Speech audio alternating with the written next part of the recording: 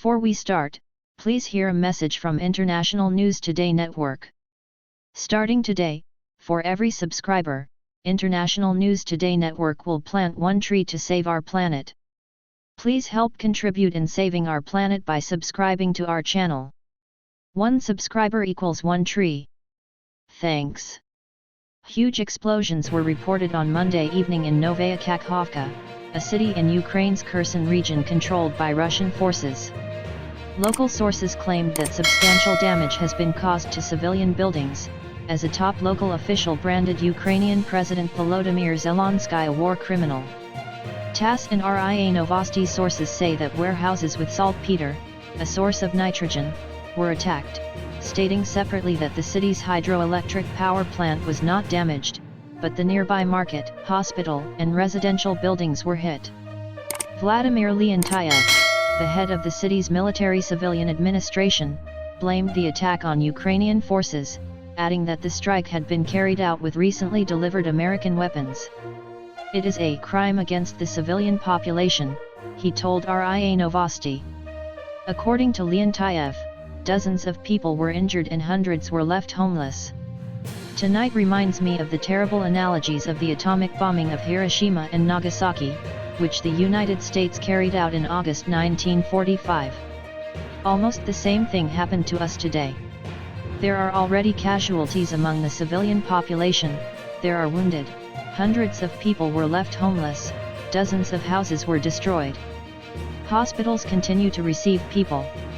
Many dozens of people are injured. We are shocked by this bombardment," he said.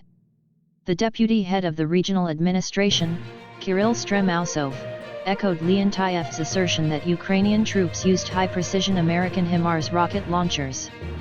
The information has already been unequivocally confirmed that a large humanitarian hub was located, a few meters from the missile hit, and a boy with a disability remained on duty there for the night, he outlined. "This is not some kind of heartbreaking story, it's actually true. This boy died for sure.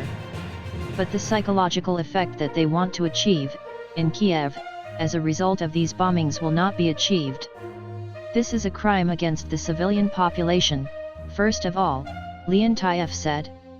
"When you give an order to bomb the center of a peaceful city, this is a crime, an obvious crime that has no statute of limitations. This is a real tragedy," he added, referring to Zelensky.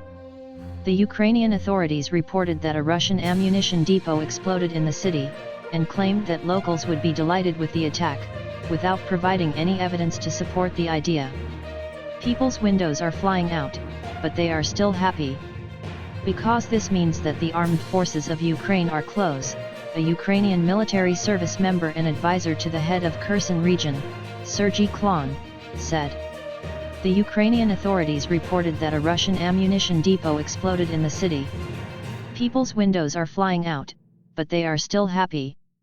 Because this means that the armed forces of Ukraine are close," a Ukrainian military service member and advisor to the head of Kherson region, Sergei Klon, said. Novaya Kakhovka, a regional center, came under Russian control on February 24, the first day of the Russian military operation in Ukraine. Previously, there had not been any information in open sources that there were warehouses with saltpeter in the city.